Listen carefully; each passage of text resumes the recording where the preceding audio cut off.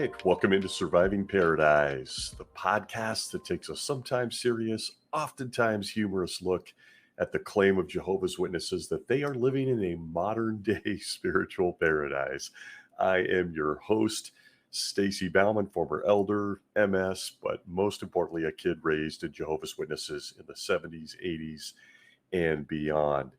And might I just say right from the get-go, I apologize for the scratchy voice. I am under the weather.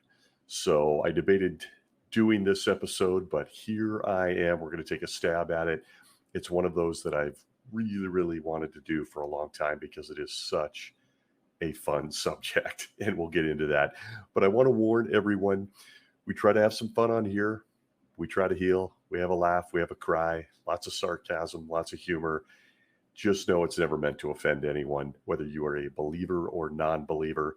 This is my take, my journey through the spiritual paradise of Jehovah's Witnesses in my time as one. And it has been a while, about 12, 13 years since I exited stage left.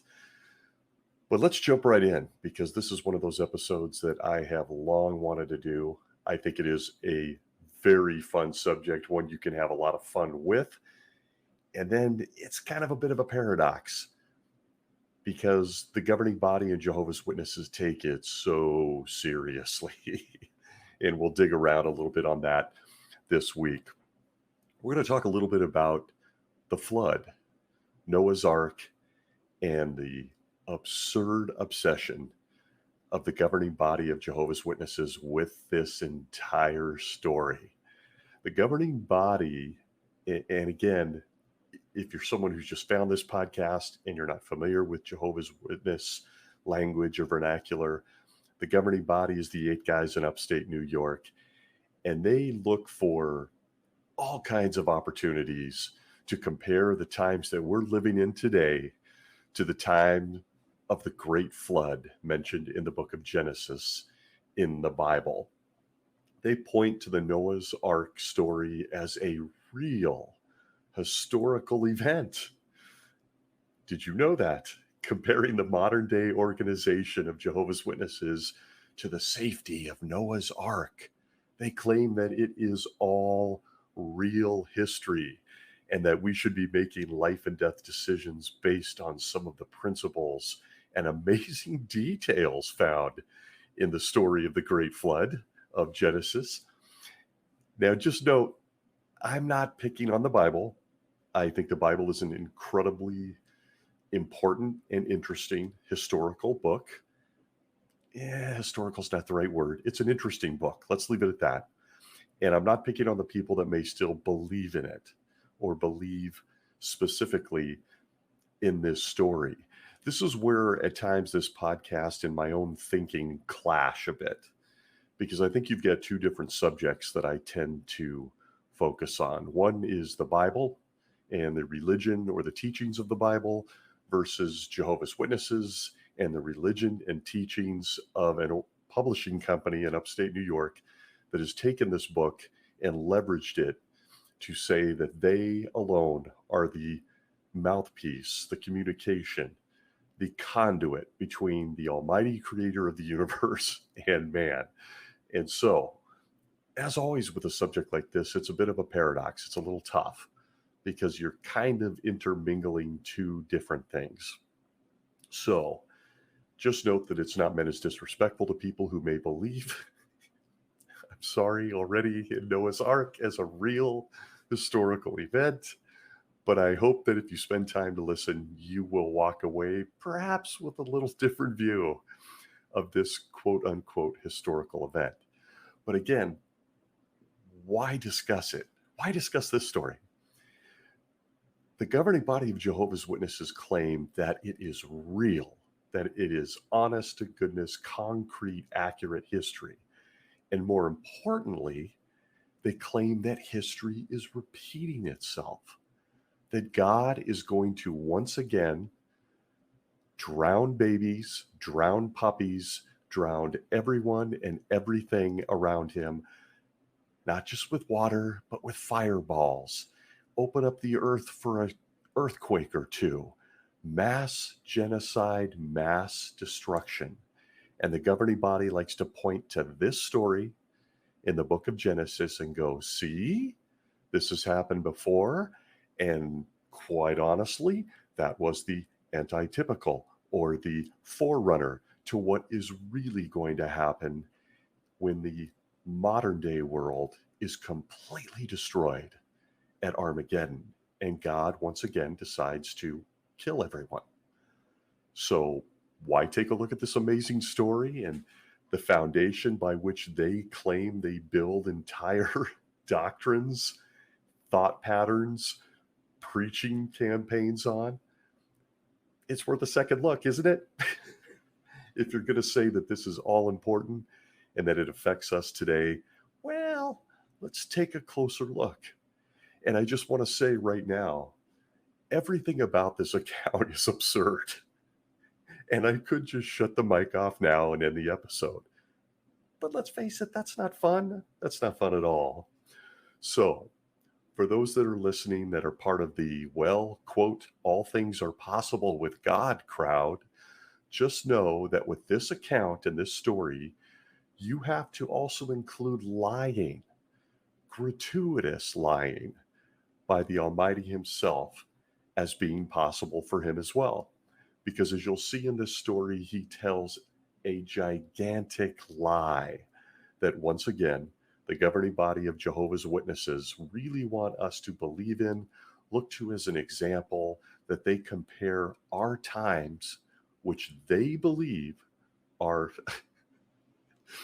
among many claims that these are the last days of the last days of the last days of the last days of this wicked world system of things, just as in the day of Noah.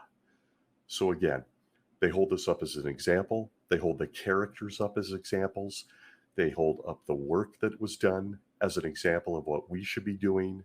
They take this story and they hold it up as a shining example of who their creator is and what you and I should be doing in these last days of the last days of the last days of this world.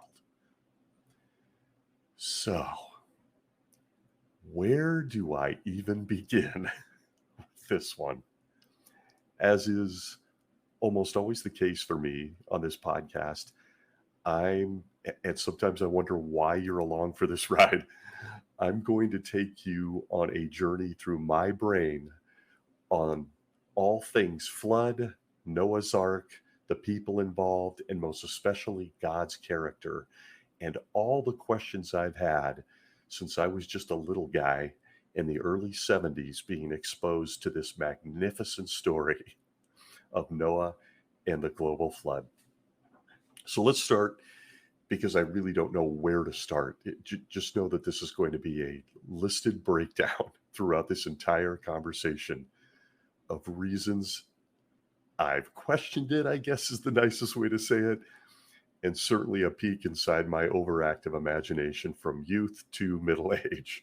So let's take a look first at the governing body and what they claim about this story. Now, I'm not going to spare you looking into the millions and millions of pages of Watchtower articles, books, oh my goodness, the dramas when I was a kid at district conventions that all highlight this amazing story. So let's just take one. Let's take a look at their claim. And it comes from a now defunct couple of books called Insight on the Scriptures, Volume 1, pages 327 and 328, where it makes this comment that sums up their entire viewpoint. It says, quote, "The account of the flood is far more than a story. Jesus Christ indicated that it has prophetic significance. In his prophecy about the conclusion of the system of things, he made specific reference to the days of Noah. He pointed to the flood as a warning example of a greater destruction to come during the presence of the Son of Man." End quote. So as you can see, they hold very firm to the fact that this story is real. And of course, it must be real because Jesus said something about it. And listen, from the outset, I'm going to apologize. I just sense I'm going to be laughing a lot through this. This is a pet subject. I don't know any way around it. Trying to be serious for a minute.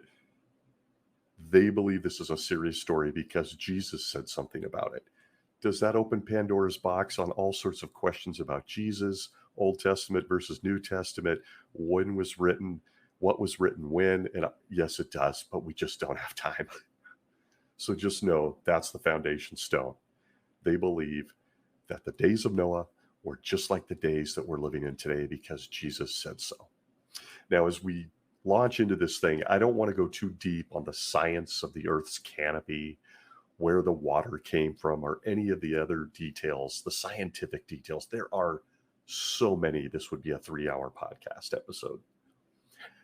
I want to focus in on the main characters, some of the common sense details, some of the just bare bones facts that a little boy who was 5, 6, 7, 8, 9, 10, 11, 12 would start to think as he read this story leading up to where I am today. And most importantly, I want to talk about the details and what they say about Jehovah himself. And from there, question why the 8 guys in upstate New York continue to trot this story out as a basis for things like the last days, or preaching to a doomed world, or again, Jehovah's character itself. I'm simply going to be sharing thoughts, asking questions that have rattled in my mind since I was a little boy, and then as I became older and was giving public talks on this dramatic story found in Genesis. So if you're not familiar, and I'd be surprised, but there may be some, if you're not familiar with the flood account, it's found in the Bible's first book of Genesis, chapters 6 through 9, right after the talking snake and the then genderless, horny angels that were chasing human females around. Not going to read all that sets up the flood. Just know that the world went sideways when the snake spoke to Eve. She ate from the tree. Some demons were allowed to come down and mess with innocent, substandard in power human beings. They were even allowed to chase around our beautiful human women and impregnate them. They went on to have giants called Nephilim. Again, not going to read it.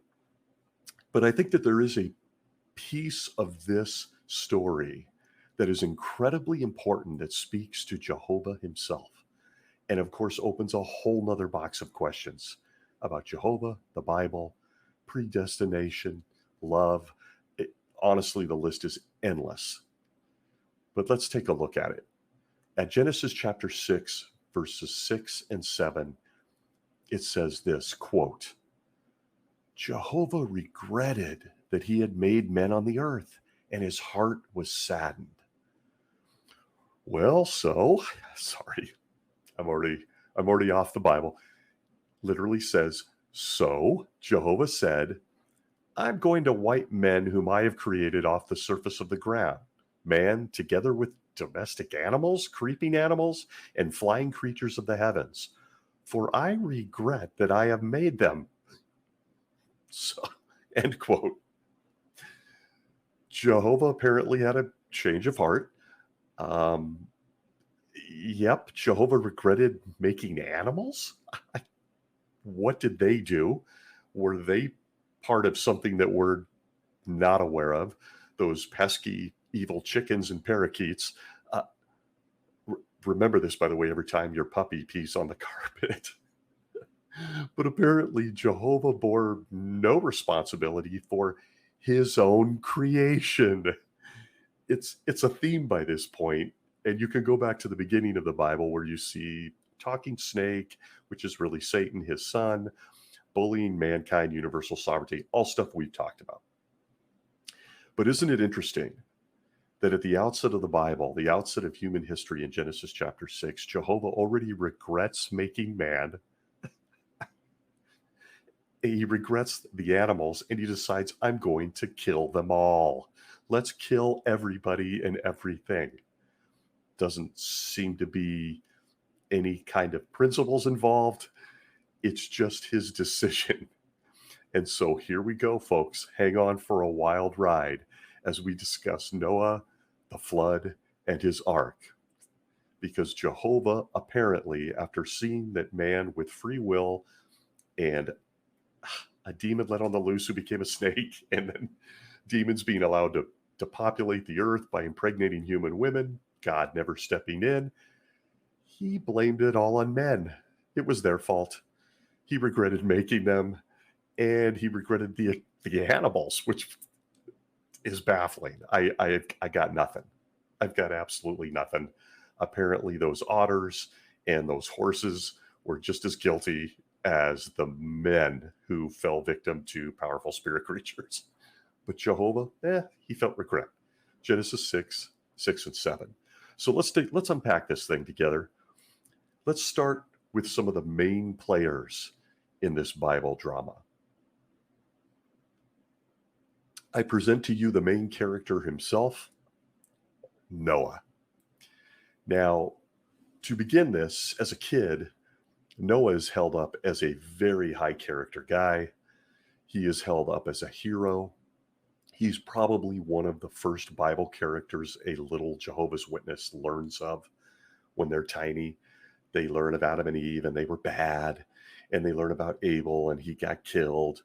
And then along comes Enoch, for somehow gets lost in the wash a little bit because God took him, subject for a whole other show. But then comes Noah. And why is Noah so popular? Look, let's cut to the chase. Noah was the guy who had all kinds of fuzzy animals. And who doesn't love animals? What little kid doesn't love little fuzzy animals?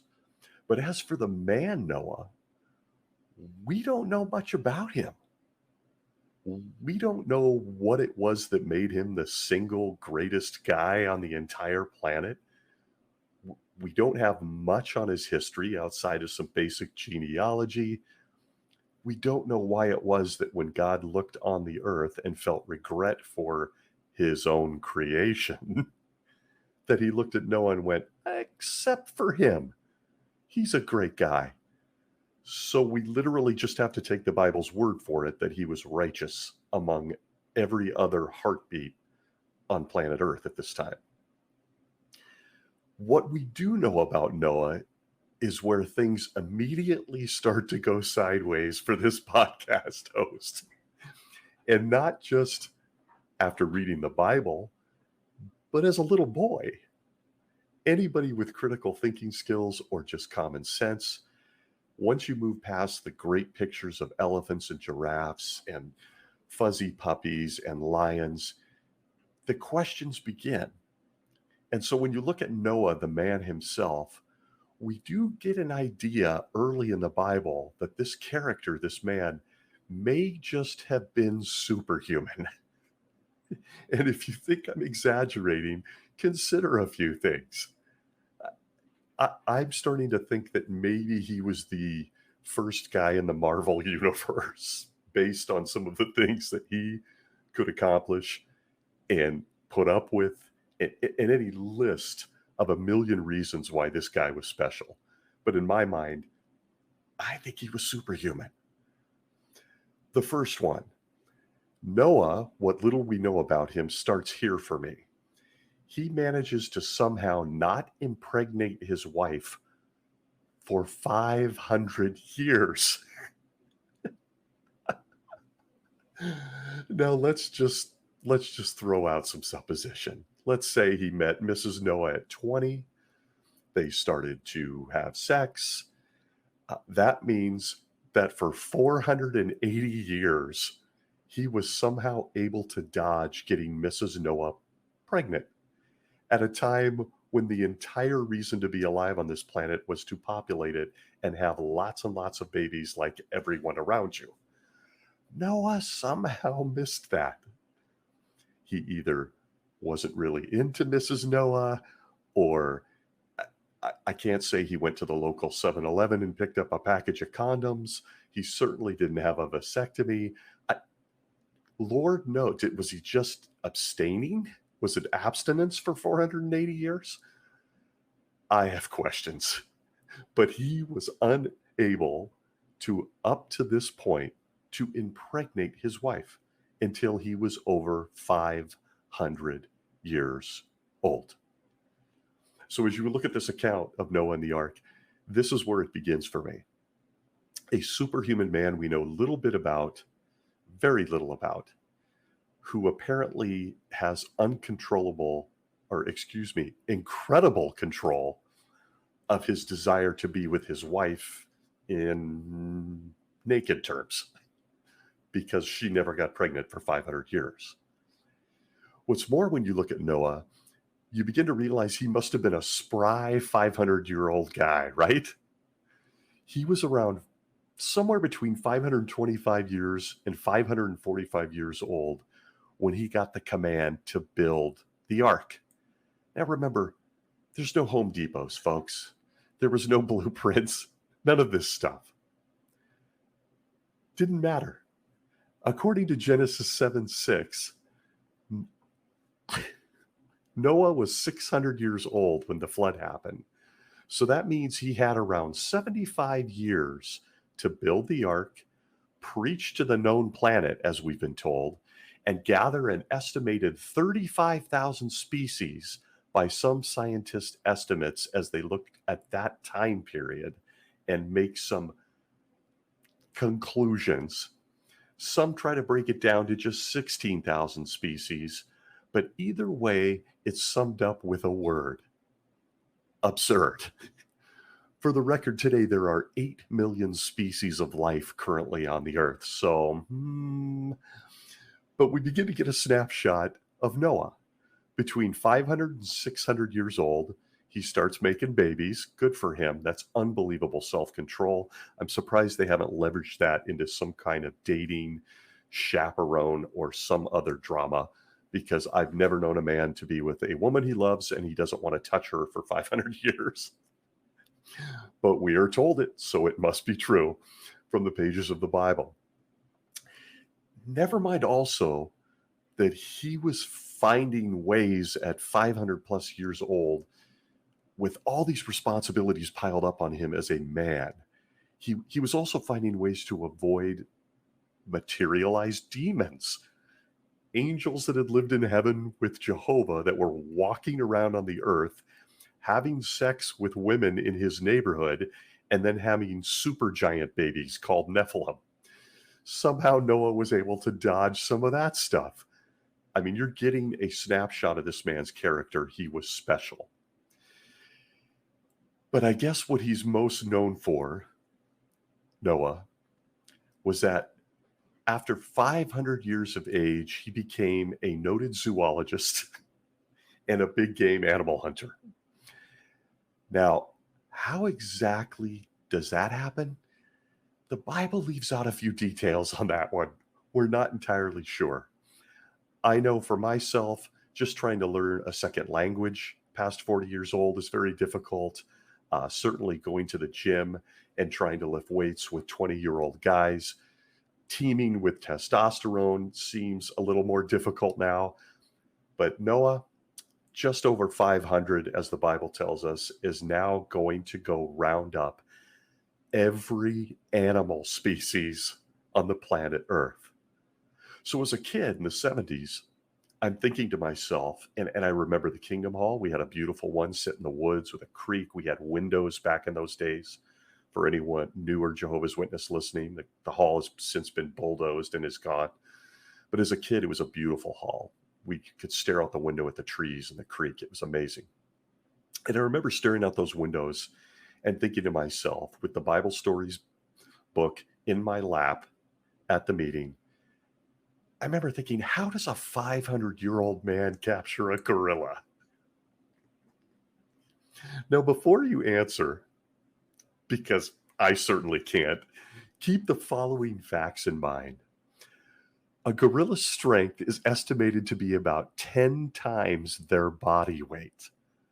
So a fully grown silverback are stronger than 20 adult human males combined. A silverback gorilla can lift 4,000 pounds on a bench press, while a well-trained man, and I'm talking power lifter, one of these guys in the Olympics, probably jacked up on a ton of steroids, can only lift about 885 pounds.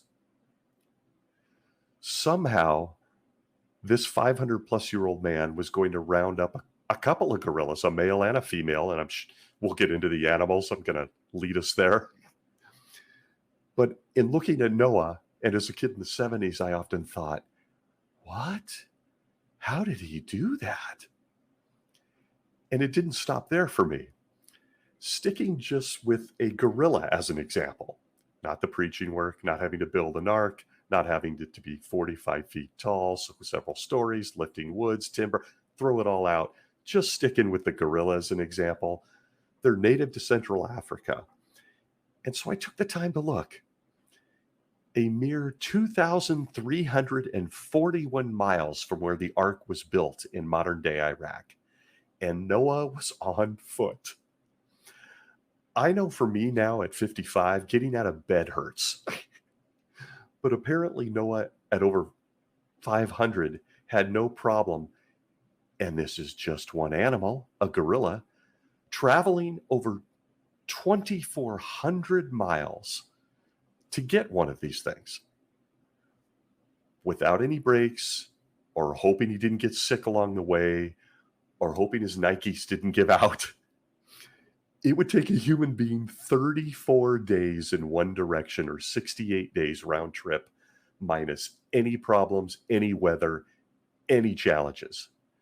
And before you even give thought to that, just remember that, and I'm certain of this, a gorilla is just going to come along willingly and walk in a straight line right back to the ark, right?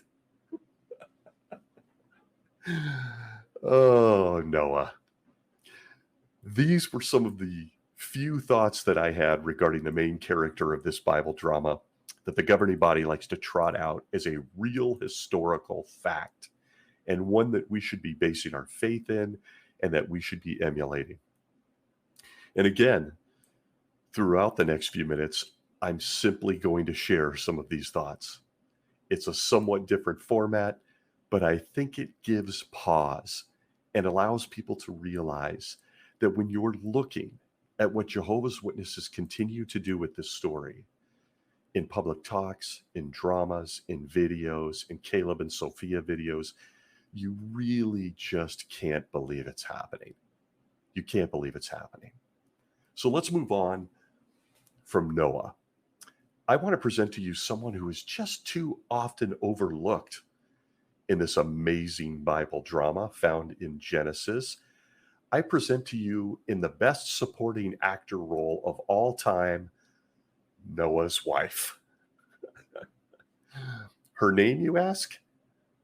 We don't know. Never mind that she is basically taking over the role of mother to all mankind. Following the flood, we don't even know her name. And if you think that's interesting, we have the names of Noah's sons, but we also have no idea what their wives' names are either. Certainly proving that this entire story just couldn't have been written by a bunch of misogynistic men, right? No way. Not possible. It seems like an important detail, don't you think? Noah's wife, the grandmother, mother, great-grandmother, whatever role you want to assign her, to all of mankind moving forward. We didn't even catch her name. I mean, even Eve gets a mention for eating a piece of fruit from a talking snake. But Noah's wife can't even get her name in print. Jehovah just didn't see fit, apparently. Now, if you're scrambling for Jewish tradition, she does have a name. It is Naamah. Hope I am saying that correct. And it is in Jewish traditional scripts. It is not in the Bible, which again, according to the governing body of Jehovah's Witnesses, is God's mouthpiece and communication that is life or death to every human being who comes in contact with it. He just didn't feel the need. Again, all four of these women, from Noah's wife to his daughters-in-law, were essentially the mothers and grandmothers of all of mankind moving forward, according to this story, allegedly. But apparently God and his writers or penmen for the book of Genesis just didn't think it was all that important to tell us who they were. Nah, just not critical to this story. And never mind that this woman, Noah's wife, we have to assume, had to hold down the homestead while he was on foot, collecting animals from all over the known planet. Or that he would then, we can only assume, bring a couple back. She would have to keep them alive, feed them, water them, keep them contained while he headed out to gather 2 more from another species. Never mind that Noah's wife, the nameless one, and her 3 daughters-in-law, who we will never get to know their names either outside of Jewish traditions, they had to protect everything that was going on the construction site while the fellas went out and collected animals, or so we could assume. What's interesting is when you look at illustrations of this in Jehovah's Witness literature, the animals all just roll up on them. Like there's pictures of them smiling and laughing as animals just show up to be led onto the ark into captivity. Not likely. Kind of like the story. Nonetheless, these women from Noah's wife and her 3 daughters married to her sons, we don't need to know who they are. It's not important. And I think that's really something as a side observation, not one I had as a kid, but as an adult, that the modern day governing body of Jehovah's Witnesses has really held true to this. Even today in the organization of Jehovah's Witnesses, women do the bulk of the work. They're the bulk of the pioneers. They're the bulk of those out preaching. They're certainly the mothers to the children that they all raised to get baptized to be Jehovah's Witnesses. They're oftentimes married to district overseers, circuit overseers, elders, guys that are gone for days and hours and nights at a time while they hold down the fort, make dinner, take kids to the doctor, nurture them emotionally, while the men are doing things for the organization. It is so eerily similar that it is not something that I could possibly miss.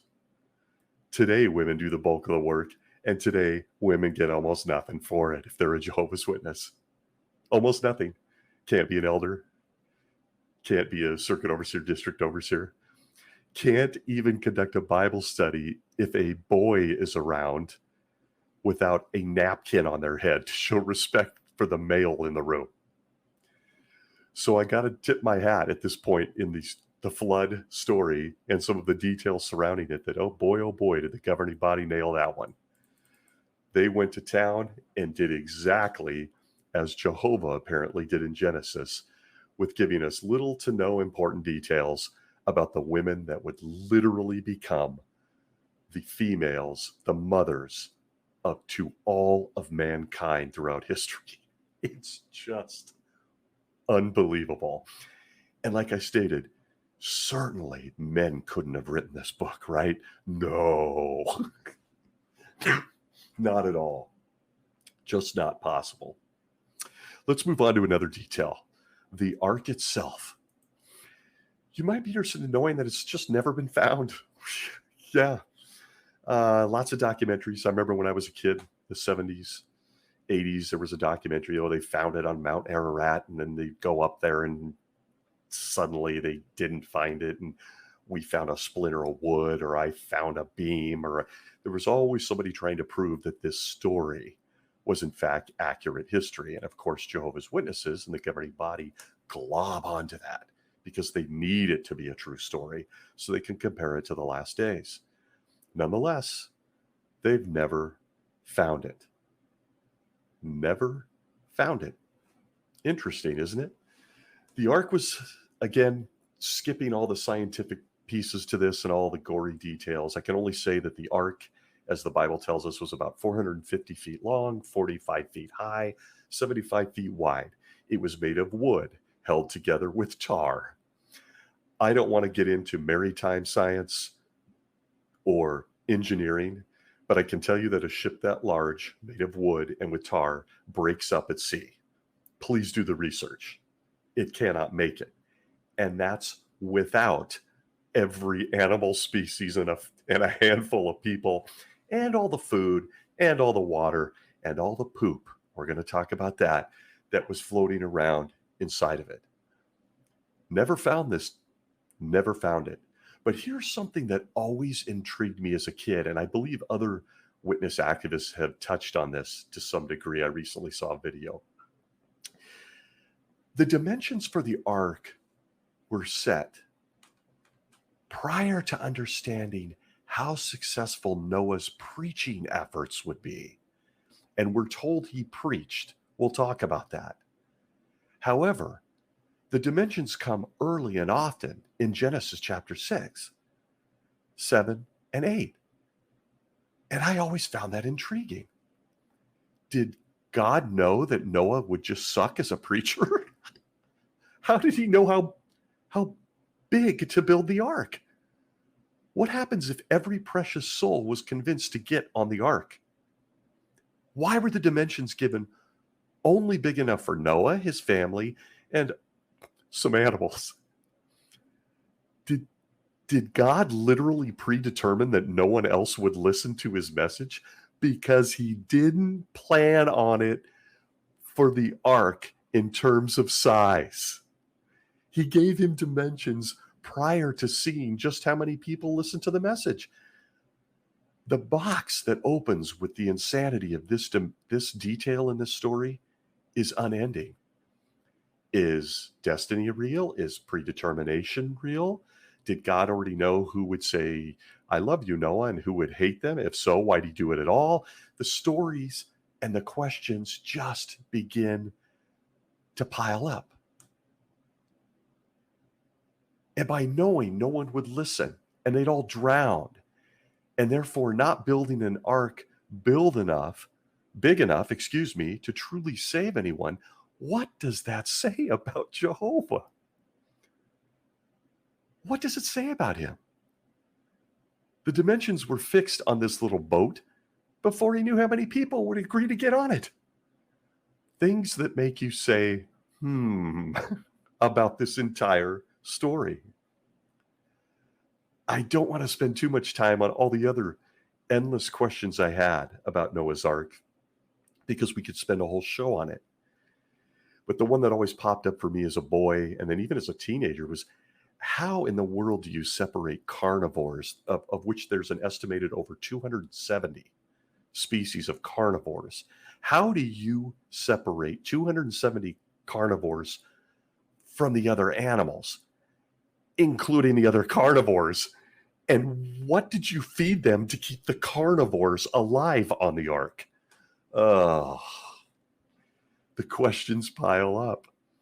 And I hope, if for nothing else, and undoubtedly many people listening have contemplated this already themselves, you just kind of sit there and the migraine headache begins. Like, this is a story they're popping up as real life. This is the story. And the questions are literally endless.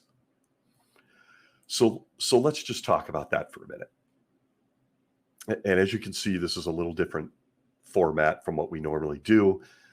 And it's basically, frankly, because I'm really sick this week and I just wanted to have a few laughs. Let's talk about the animals. When it comes to Noah's Ark and the flood story, most little kids don't dwell on the thought of other little kids drowning because they didn't know Jehovah. They don't dwell on Noah preaching to everyone he was assigned to preach to, but he didn't have a book cart or Caleb and Sophia cartoons to share with them. What they really focus on is the fuzzy animals. Kids love animals. We all love animals. There are over 7.7 million species of animals on this planet, and about 1 million of them have been described and cataloged, just under. Animals are a dramatic and impactful part of this planet.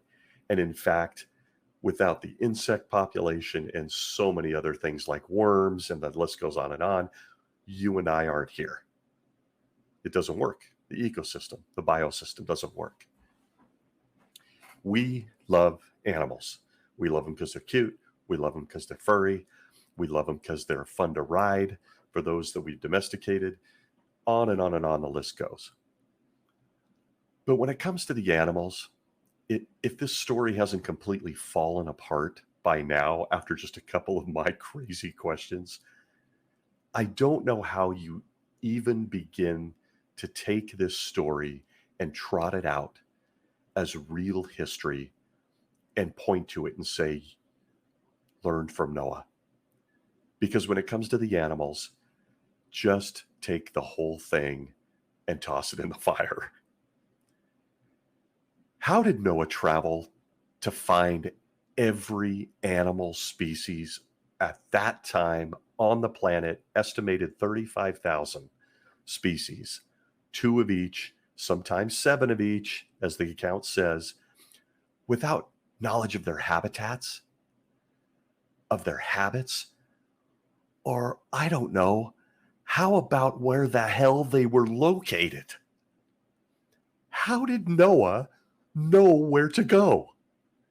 Again, smashing the timeline, he's over 500. The flood hits 600.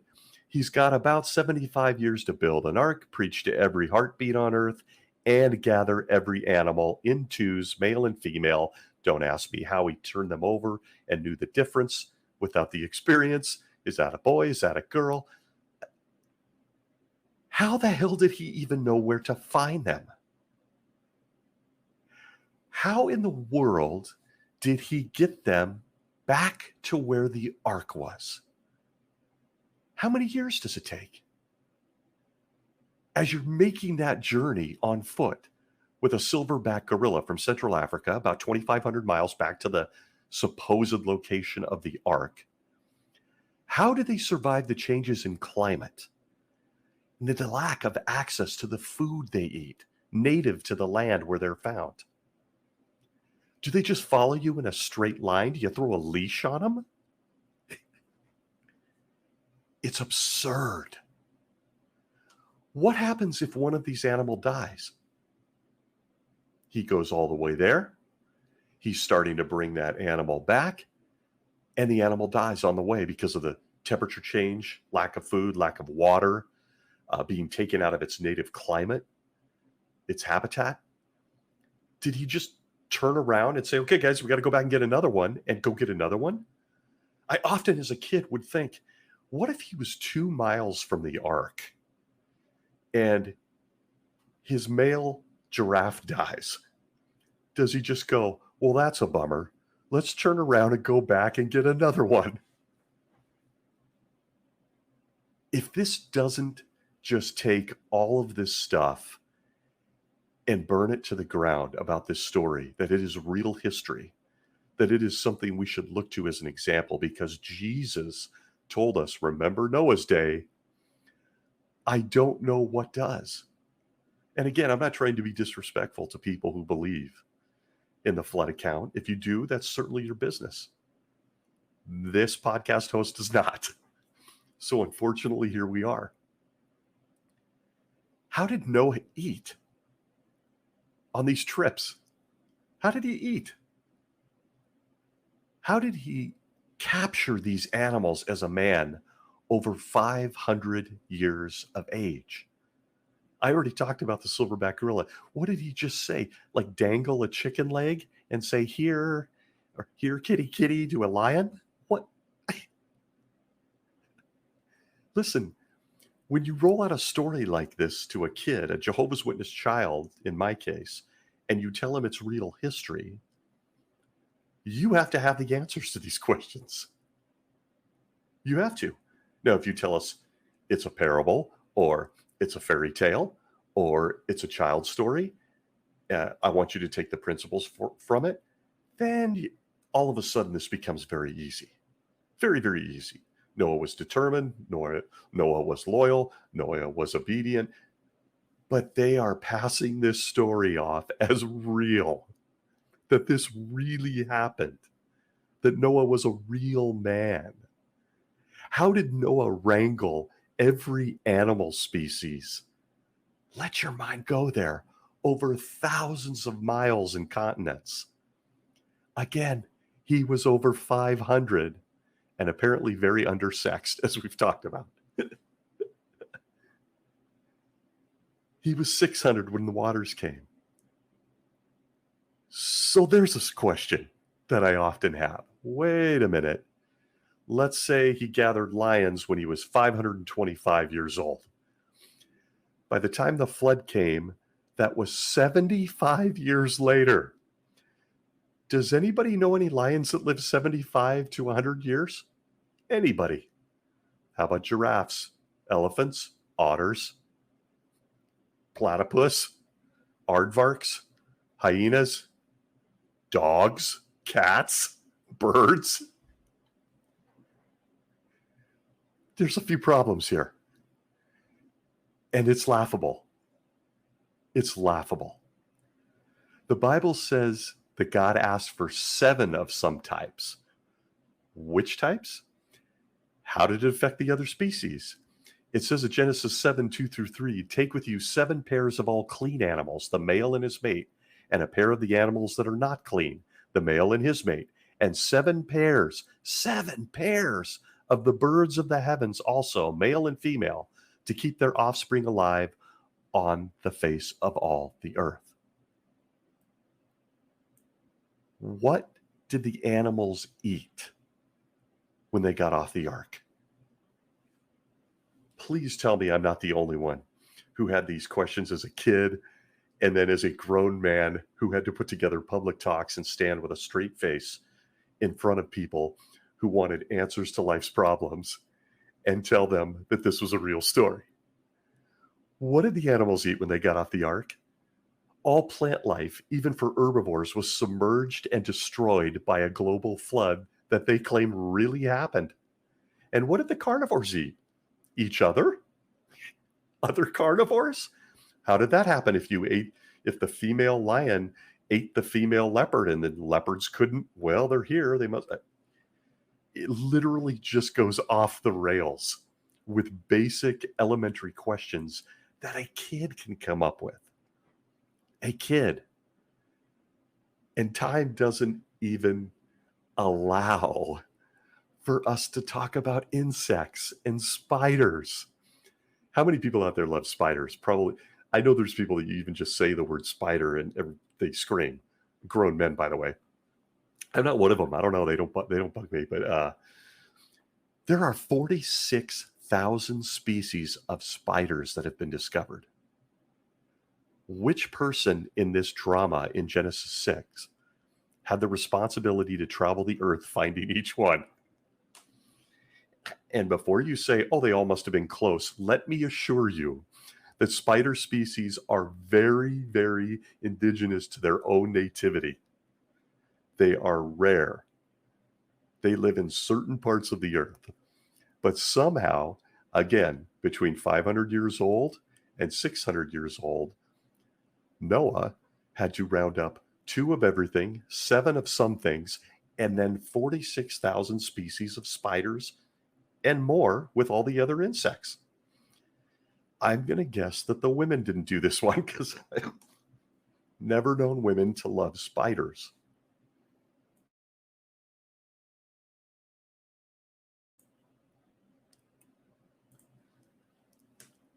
There are over 10 species of birds worldwide. The ark was 45 feet tall. So that was 20,000 different types of birds flying around inside the ark. I know I've seen people who can't stand when a bird just flies by them. But now we are to believe that on top of all the other animals, 10,000, species of birds worldwide. I believe I said 10. I'm just realizing. 20,000 birds flying around night and day. I'm sure everyone got great sleep, including the other animals. Did I mention the 270 carnivores who were watching the 20,000 birds flying around their head? When it gets to the animal piece of this story, everything just absolutely collapses, as if it didn't already. But I've got one of my favorites as a kid for you, and I hope that you laugh at this as much as I still do. Let's discuss poop. I'm here with the really important facts on this story from Noah's day, unlike Jesus, who said just to look at it. I'm here with the important stuff. What is the biggest pile of poop you've ever seen? Please don't think too hard on that. Elephants, let's just take them as an example. They defecate between 8 and 10 times every day. So ladies, get off the fellas' backs. And there are 6 or 7 poops in an elephant pile. 8 to 10 times a day, 6 or 7 poops in a pile. That breaks down to about 1 pile per elephant every 2 hours. And did I mention that scientists think there were 35,000 species, 2 apiece, on this ark? The governing body told me so. And they were all pooping and peeing. Methane gases, stink, choking out what oxygen was in this little boat that was floating, being tossed hither and thither on the waves as the earth was covered in water. Poop and pee were sliding and gushing all throughout the boat. And I'm sorry if you're grossed out, but let's be straight about this. Animals, and by the way, 8 people, all doing what we all do, pooping. How in the world could you sit and live in that environment for a year? And did I mention out on the water? None of these animals, might I add, were really water friendly animals, which means that as they were tossed around in this boat, just like people on a cruise ship, it's highly likely that there was a lot of vomit. So, yep, I went there. Poop and puke all over Noah's Ark. Bible leaves out the details. You know what just dawned on me? Maybe that's what Jesus meant in Peter when he said, remember this, just like the presence of the Son of Man.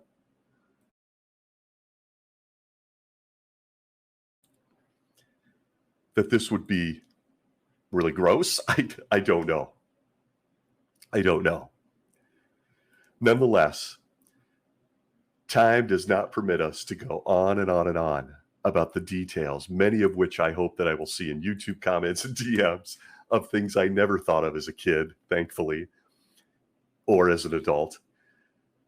But again, when you start to look at just the major characters and the major pieces of this story, the flood account and of Noah's Ark, you literally begin to bang your head against the table that any grown adult, much less 8 men who claim that Jehovah and Jesus speak to them personally and have chosen them from all other people on this earth, continue to hold this account up as real historicity, that it was an event that really happened, and it was a global flood. And all of the details in there, minus all the questions and many more, are things that we should hold near and dear to our heart because they were a warning example for a bigger coming destruction on the earth.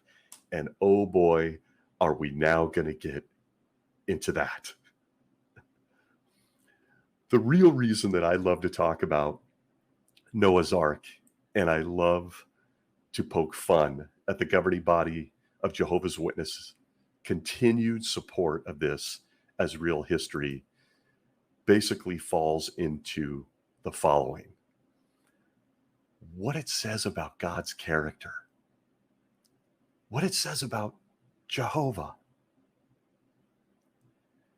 Jehovah, as we've come to learn from this account and the many illustrations that the Watchtower Bible and Tract Society put in front of young, precious minds, Jehovah has no problem drowning babies that couldn't even speak, much less make decisions. They just want to eat, want to be cuddled, want to poop somewhere. And what's interesting in the Bible, and when you're considering God's character from the flood, actually from the Garden of Eden forward, by the way, if you're wondering why was the flood necessary, he already said in Genesis 3 that this whole game was rigged. You would be correct. We've touched on that in the past. But just looking at this and then moving closer to our day, it's not the last time Jehovah does this. We just talked a couple of weeks ago about how he allowed all of Job's kids to be killed by Satan. There's the glorious account of King David, who just can't get enough of the ladies. Bathsheba has a child by adultery. Jehovah doesn't kill Bathsheba and David. Jehovah kills the baby.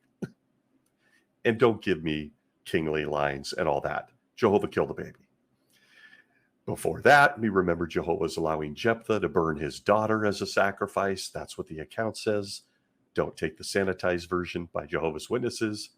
So I could come up with other examples, but Jehovah seems to have zero issues with killing kids. Doesn't bother him. And the flood and Noah's Ark is a shining example, perhaps the first shining example of this in the Bible. And I can't help but wonder, by extension, if you extrapolate it out, if it's his example, Jehovah's, that feeds the current governing body's view on child safety and abuse. Because if Jehovah doesn't seem to matter, they certainly have demonstrated that they don't mind putting children in grotesque harm's way in modern times. Maybe that's what Jesus was referring to. But back to God's character. Why didn't he just make all the bad people keel over one day?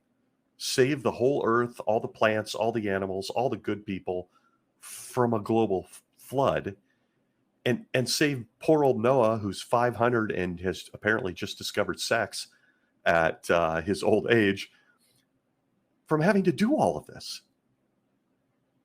But no, like our episode on universal sovereignty, everyone gets to suffer and die over the actions of a minority. It's a theme. It's a theme. And it cannot be denied. And like I always say, even children get to suffer for this decision. Note something. Scientists have made an estimate looking back at when the flood supposedly took place, and estimated that there were 7 billion people on the earth during the time the flood hit. So if you're keeping score at home, and this goes to God's character, Noah and his 3 sons had roughly 75 years to gather millions of species, build an ark, something they've never done before. I can't even put an IKEA table together. God knows what happens if someone approaches me, even at this age, and says, I want you to build the Titanic. Noah apparently had no problem. Gather animals, build an ark, something they'd never seen before. And Jehovah wanted Noah, wait for it, to apparently warn a possible 7 billion people worldwide that God was going to drown them all? Now, the Bible tells us that Noah was a preacher of righteousness, 2 Peter 2:5. But that's its only reference. The account in Genesis does not say anything, zippo, about Noah preaching. This has been handled by other great activists. Looking at you, Jackson. But even if it had, and he had been given this commission to preach, Jehovah expected him in 75 years to gather all these animals, build an ark, keep his own family intact somehow, maybe mix in some sex, because once again, he wasn't having it till he was over 500 years old, and then somehow reach 7 billion separate heartbeats, precious human beings, and warn them they were about to be drowned? This whole account really, really calls into question Jehovah's ability to organize his favorite activity, according to the governing body, the preaching work. Doesn't this entire thing make God blood guilty? He assigns a 500-plus-old guy in Noah to make his way around to each precious human being on the planet. God knows how he's expected to get there. God knows what he's supposed to do. Was he giving expedited Bible study programs at this point? What was he doing? Did he make his own book cart? I mean, my God, he didn't have a publishing company to lean on. And by the way, as he spots a couple of people on his journey back with his favorite set of tigers, did he just tell the tigers to sit and lay down while he witnessed to these other two people and told them they were going to be drowned if they didn't do what he was doing? Never mind that they were looking at him like, what the hell are you doing with two tigers? I'll tell you one thing he was off the hook for. Noah was off the hook for making return visits.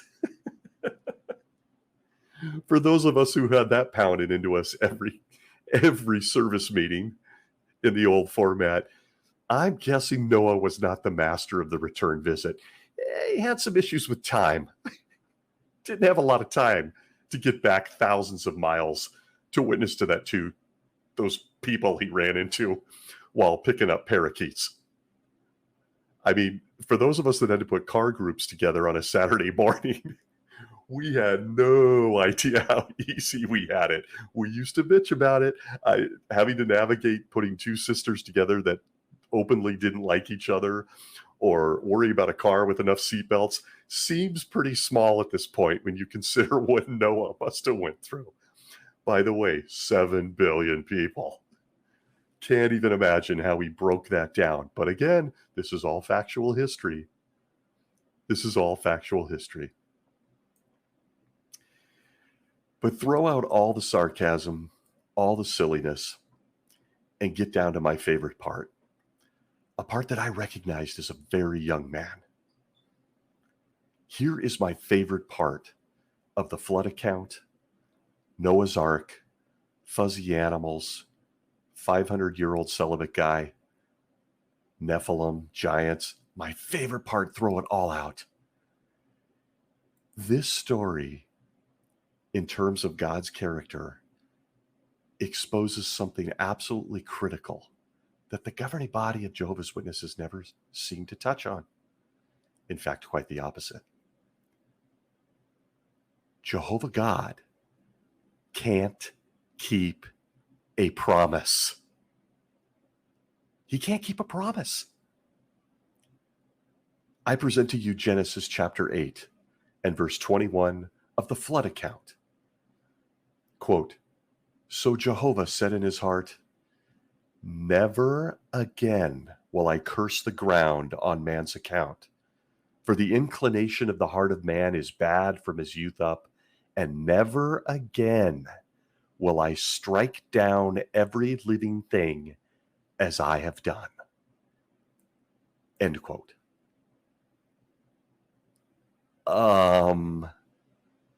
Psych? With each meeting of Jehovah's Witnesses, we're reminded that you either agree and obey with everything taught by 8 guys in upstate New York on a resort compound, or God is going to once again destroy every man, woman, and child who has a question. So apparently he was kidding or lying or forgot Genesis 8:21. As we sit here, we all currently await round two of mass global genocide. Something in Genesis 8 of this account that the governing body props up as historical, he said he would never do again. The entire religion of Jehovah's Witnesses is built on a promise of a mass genocide coming for all of us that don't listen to and obey the governing body. You simply can't make this stuff up. And there it is. Public talks, dramas, Bible stories, books, pictures, Pixar-like cartoons for the kids. Everybody gets a dose of Noah, the flood, and how important it is for our day because Jesus mentioned it, opening up a whole bunch of questions about Jesus and the New Testament that I simply don't have time for. Time also doesn't permit me at this point, as it's gone long, to discuss things like rainbows. We are expected to believe that the first rainbow ever seen was by Noah after God drowned everybody and the waters receded and he was stepping over the carcasses of dead people and animals. And he looked up and went, "Look at that, a rainbow." And Jehovah says, by the way, made that promise. This is a rainbow. I'll never do this again, Noah. Apologies. Respect to you. Time does not also permit me to go into the little things like dinosaurs. To quote, people that take a global flood literally generally take those 6 creative days literally as well, and God rested on the 7th, so that they're literally 6,000 years old, or at least within the last 100,000 years, which means dinosaurs are not believed to have died out millions of years ago. Nope. In that case, where were the dinosaurs on the ark? Where? Oops. The unicorns. Oops. I love that somebody took a stab in the Bible Stories book at woolly mammoths. In the shot that horrified me as a kid as women are trying to hold their babies who are about to drown together, there's a shot of 2 woolly mammoths. I'm going to assume male, female woolly mammoth, who didn't quite make it on the ark. That's why we don't have them today, folks. That's why we don't have them. Jehovah's Witnesses subtly placed it in the 1978 My Book of Bible Stories. There's a couple woolly mammoths. Oh, didn't have room, guys, which of course means Noah didn't understand the assignment, disobeyed, or just decided there wasn't enough room. The mammoths got left to drown with the babies and puppies. He just forgot. So as you can see, there are a million ways you can go with this story. I want to state thanks for taking this crazy journey for me when I'm not feeling the best and I have a really scratchy voice into the dark recesses of my mind on a story that has chased me throughout life from the time I was a little boy to the time I was an elder giving public talks, special talks on this subject, trying to correlate and tie in a fairy tale, what is clearly a tale, and trying to make it impact people in modern times. Trying to get them to see that we're living in times just like Noah's. As you can see, there's a few questions. And I'm certain that I wasn't the only one. If you're interested in looking at the history of Noah, where it came from, it's actually quite easy to trace. You could take a look, I'll say first, at the flood myth that was originated in Mesopotamia, known as Gilgamesh, the Mesopotamian epics, all of these things, as once again the governing body tries to point to and go, look, lots of different cultures mention the flood theory. That's right. They do, because it was a fairy tale and it was handed down to several different cultures to teach some basic life lessons. It is not real history. There was not a boat filled with all the animals of the earth, pooping and peeing, that we didn't even get into. There was nowhere to put their food and all the different kinds of food you would have to have on this thing. Or how about drinking water? Never mind, folks. Throw it all out the window because it's historical. Jesus mentioned it in the New Testament, just as in the days of Noah. Never dawns on them that if Jesus himself was real, maybe he was pointing to a Jewish fable as an example. But what do you expect from 8 guys in upstate New York who take a parable in Matthew 24 about a faithful slave and try to convince the world it's a prophecy about them? I laugh because if I don't laugh, I will cry. Thanks for taking this journey with me.